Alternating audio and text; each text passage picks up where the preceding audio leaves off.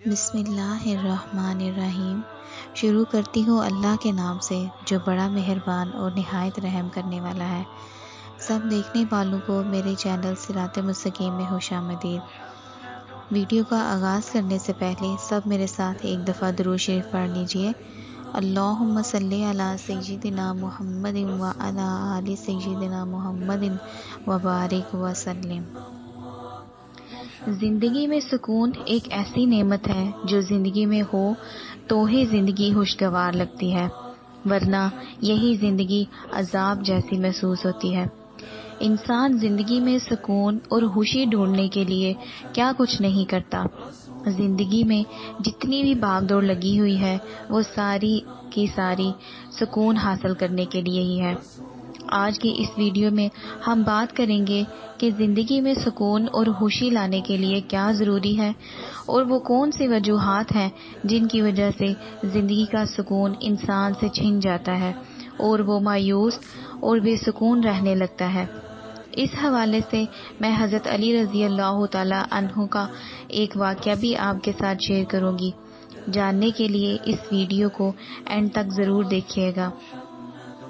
سب سے پہلے میں آپ سے کہنا چاہوں گی کہ اگر آپ سکون چاہتے ہیں تو اللہ کی یاد کو اپنے دل میں بسا لیں، اس کے ذکر سے اپنی زبان کو تار رکھیں، کیونکہ اللہ سبحانہ و تعالیٰ نے قرآن مجید میں ارشاد فرمایا، الا بذکر اللہ تطمئن القلوب، کہ دلوں کا سکون اللہ تعالیٰ کی یاد میں ہے۔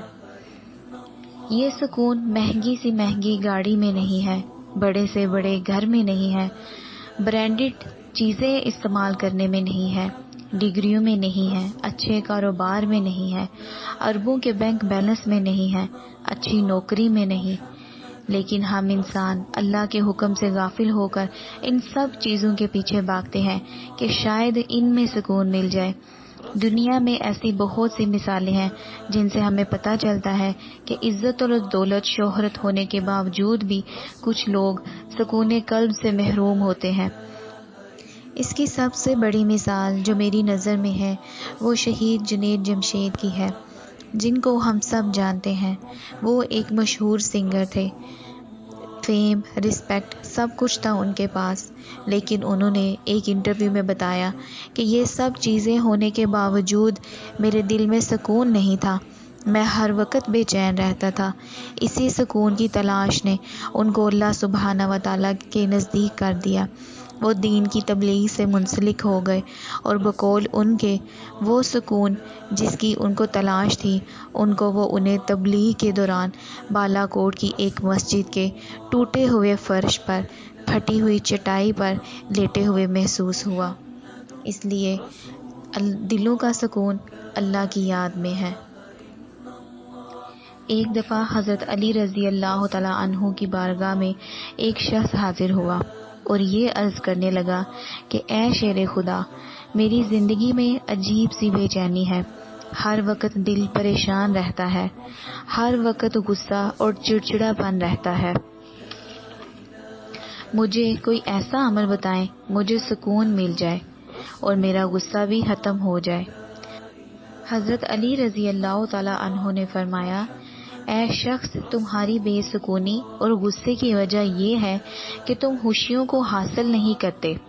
تمہیں چاہیے کہ تم چھوٹی چھوٹی چیزوں میں خوشیاں تلاش کرو، کیونکہ جب انسان کوئی بھی خوشی حاصل کرتا ہے اس کا دماغ اسے ایک تحفہ دیتا ہے جس سے اس کے دل و دماغ میں سکون پیدا ہوتا ہے۔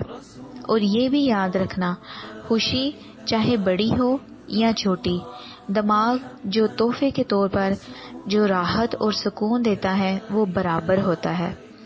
تو اس شخص نے کہا، اے شیر خدا، میں کیسے خوشی پاؤں، حالانکہ میں جس چیز کی خواہش کرتا ہوں مجھے ملتی ہے۔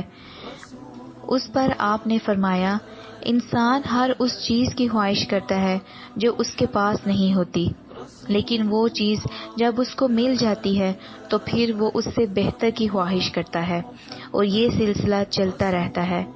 اس لیے یہ ضروری ہے کہ جو نعمتیں اللہ نے عطا کی ہوئی ہیں ان میں خوشیاں تلاش کی جائیں، اور ان نعمتوں پر جب اللہ کا شکر ادا کیا جائے گا تو پھر یہ نعمتیں چھوٹی معلوم نہیں ہوں گی۔ ایک اور بات یاد رکھنا کہ جب انسان بڑی خوشیاں لینے کی خاطر چھوٹی خوشیاں قربان کرنے لگتا ہے تو پھر اس کے رویے میں کھچاؤ پیدا ہوتا ہے اور اس کے اندر غصہ اور چڑچڑا پن پیدا ہو جاتا ہے۔ لہٰذا بجائے بڑی خوشیوں کے پیچھے بھاگنے کے چاہیے کہ چھوٹی خوشیوں کو حاصل کیا جائے، اور جو خوشیاں حاصل نہیں ہو پاتی ان کو اللہ پر چھوڑ دیں اور اللہ کا شکر ادا کرتے رہیں۔ اللہ سبحانہ و تعالیٰ اس کو زندگی میں سکون عطا کرے گا۔ میری پیاری بہنوں، آج اگر ہم اپنی زندگی پر بھی نظر دوڑائیں تو یہی ساری باتیں ہماری زندگی میں بھی پائی جاتی ہیں۔ میری پیاری بہنوں، اگر دنیا کی آزمائش کے فلسفے کو 2 لفظوں میں بیان کیا جائے تو یہ صبر اور شکر کا امتحان ہے۔ انسان پر یا تو خدا کی نعمتوں کا غلبہ ہوتا ہے یا پھر وہ کسی مصیبت میں گرفتار ہوتا ہے۔ پہلی صورت میں اسے اللہ کا شکر ادا کرنے کی ہدایت ہے اور دوسری صورت میں صبر اور استقامت کی تلقین۔ چنانچہ جو لوگ ایمان کے ساتھ صبر اور شکر کے تقاضے کو پورا کرنے میں کامیاب ہو گئے وہی لوگ دنیا اور آخرت میں فلاح پانے والے ہیں۔ حضرت موسیٰ علیہ السلام نے عرض کیا، یا اللہ، میں تیرا شکر کیسے ادا کروں کہ میرا شکر ادا کرنا بھی تو تیری ایک نعمت ہے۔ اللہ تعالیٰ نے ارشاد فرمایا، جب تو نے یہ جان لیا کہ ہر نعمت میری طرف سے ہے اور اس پر راضی رہا تو یہ شکر ادا کرنا ہی ہے۔ میری پیاری بہنوں، یہ قانون قدرت ہے کہ ایک زندہ شخص کو خوشحالی اور پریشانی، مفلسی دونوں سے واسطہ پڑے گا۔ بیماری بھی آئے گی اور تندرستی بھی رہے گی، اچھی چیزوں کا بھی عمل دخل رہے گا اور اس کے برعکس چیزوں کا بھی۔ مگر شکر گزاری کا تقاضا یہ ہے کہ برے وقت کو بھی اتنی ہی خوشی اور خندہ پیشانی سے قبول کر لیا جائے جس قدر اچھے وقت کو انجوائے کرتے ہوئے قبول کیا تھا۔ اس لیے میری پیاری بہنوں، زندگی میں اللہ سبحانہ و تعالیٰ کی ذات کا شکر ادا کرنا اور برے حالات کو اللہ کی طرف سے امتحان سمجھ کر ان پر صبر کرنا ہی زندگی میں سکون حاصل کرنے کا راز ہے۔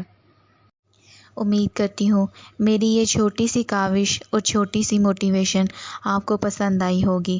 اس ویڈیو کو صدقہ جاریہ سمجھ کر شیئر کیجیے اور میری نئی آنے والی ویڈیو تک کے لیے اللہ حافظ۔